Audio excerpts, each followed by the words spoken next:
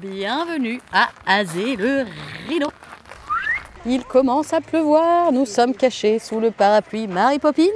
Voilà. Et nous voici arrivés au prochain lieu de visite, le château d'Azay-le-Rideau.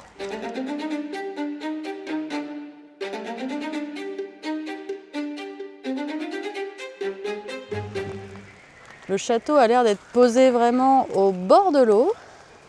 On a le pont, le canal ici, et on dirait bien que là-bas, il y a de l'eau tout autour. C'est très joli ça en tout cas, cette colonne là. Pour le coup, je pense que quand il fait beau, ça doit être vraiment très beau là. Parce qu'il est vraiment dans l'eau.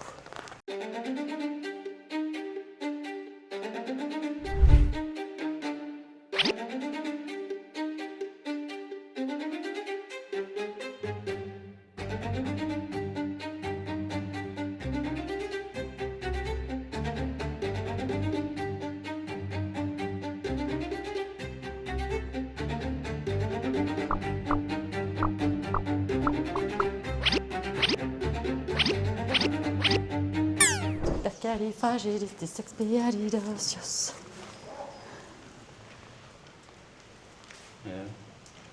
C'est beau, hein?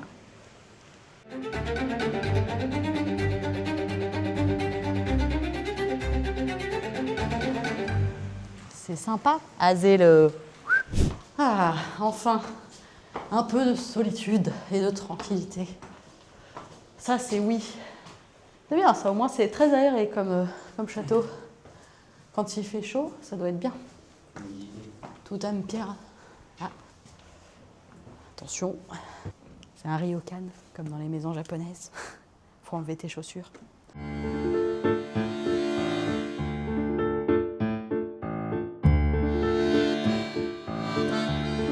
J'aime beaucoup les maquettes.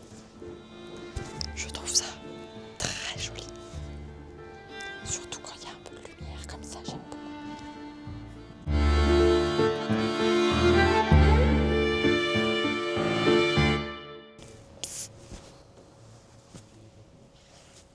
Est-ce que je t'ai déjà parlé de ma passion pour les châteaux? C'est grand, hein. C'est grand et vide. Et propre. Ah, ça change du grenier de la Belle au bois dormant, c'est clair.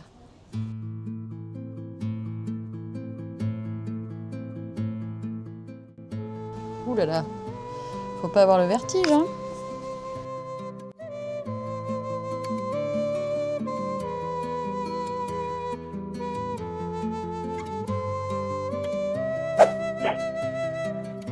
Bien voilà.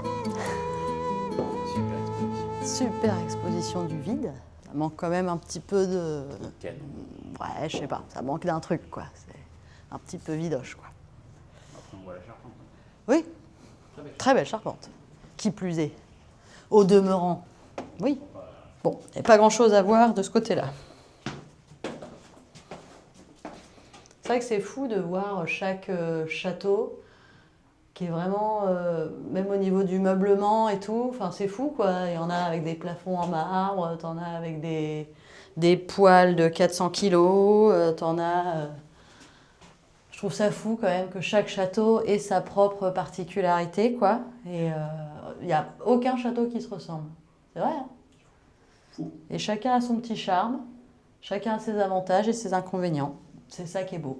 C'est beau la France. Ah ouais. Par contre, il y avait une adoration pour les lits à baldaquin. Ça, je sais pas pourquoi. Est-ce que c'est qu'à l'époque, il n'y avait pas de rideaux et que du coup, ils mettaient des rideaux autour de leur lit plutôt que de mettre des rideaux aux fenêtres? Ah, c'est le rideau.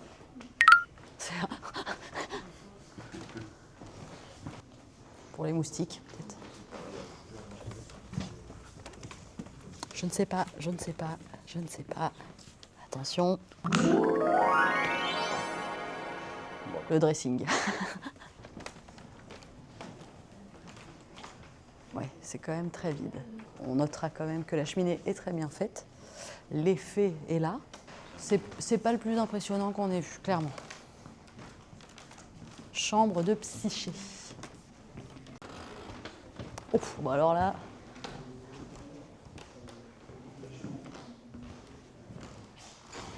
Alors, par contre, on voit beaucoup ce logo là, je sais pas ce que c'est, ce dragon de Komodo ou je ne sais quoi, mais je l'ai vu pas mal dans les armoiries des châteaux. Je pense qu'il doit représenter quelque chose. Il s'agit en réalité de la salamandre, le symbole de François Ier est connu notamment pour pouvoir résister à tous les éléments, dont le feu. Une petite balle.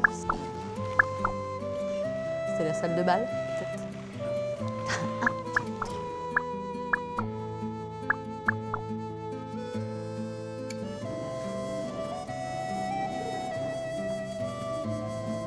Un petit pont là-bas. Mignon. Oui, c'est vraiment un lac en fait autour du château, je pense. Les douves, on peut vraiment appeler ça des douves. Oh, il est connu lui. Et j'ai déjà vu sa tête, c'est un Henri quelque chose, lui, je pense.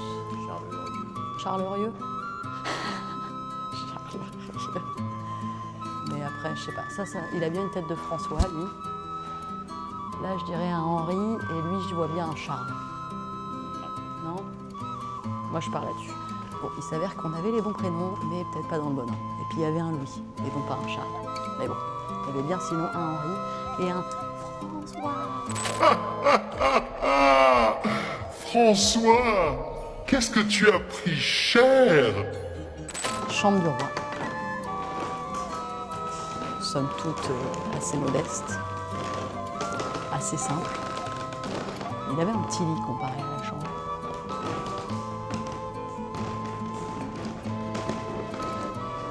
Hop, n'empêche que ça devait être chiant à chauffer. Hein.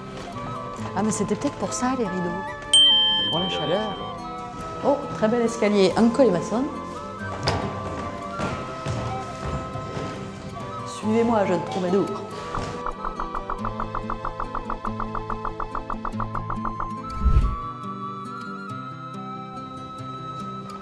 Je réfléchis au sens de la vie. J'aimerais bien avoir un château, moi aussi.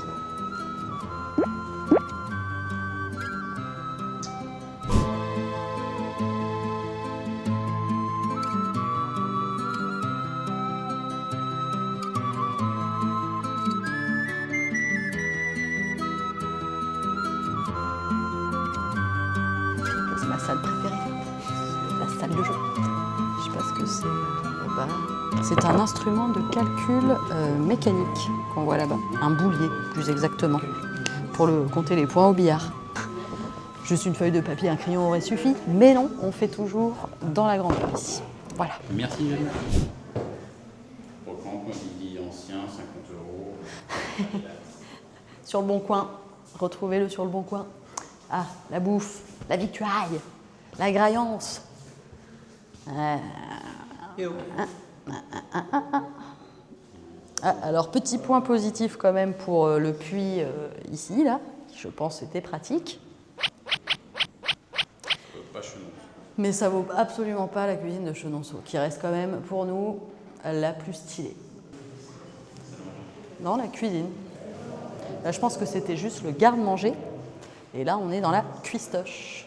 Avec le petit plan de travail ici. Et je pense les cuisinières pour faire à manger. Mettez peut-être la marmite. Mais bon, c'est pas pratique, quoi, pour accéder. Je sais pas comment. Bizarre. Chelou, cette cuisine. Mais il savait recevoir à l'époque. Hein. Une petite saucière de la porcelaine de Limoges.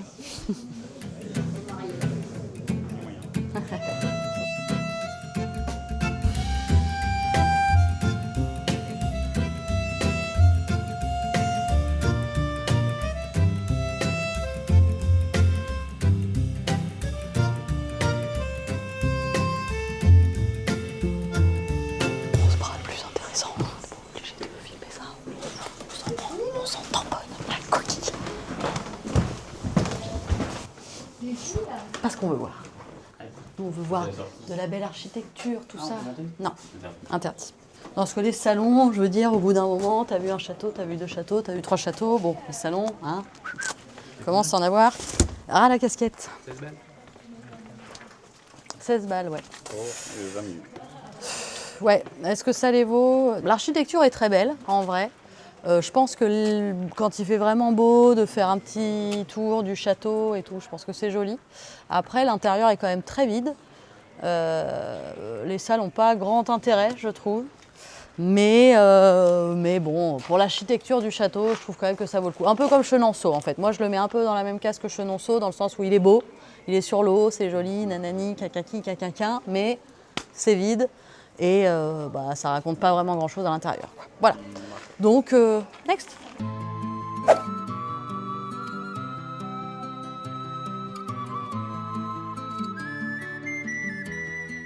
Par contre, ah mais non, l'expo Lego, c'est pas ici. C'est le château d'Ilette, c'est demain, je crois.